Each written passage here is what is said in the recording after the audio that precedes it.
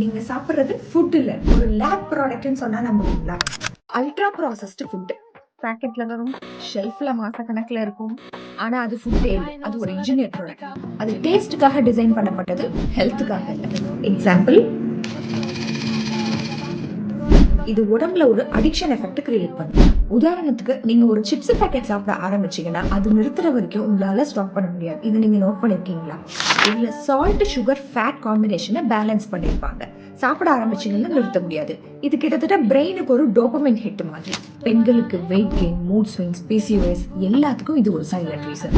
நம்ம பாடியோட 70% இம்யூனிட்டி நம்ம கட்ல தான் இருக்கு. இது நேரா கட்டை தான் டேமேஜ் பண்ணும்.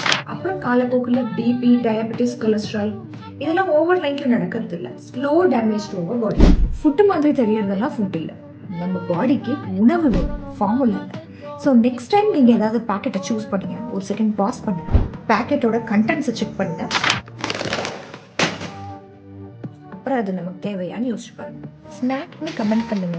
ஏதாவது குறிக்கணும்னு தோணும்போது சாப்பிட ரொம்ப ஹெல்த்தியா, டேஸ்டியா, பாக்கெட் ஃப்ரெண்ட்லியா ஆல்டர்னேட்டிவ் ஆப்ஷன் லிஸ்ட் நானே உங்களுக்கு டிஎம் பண்ணுறேன்.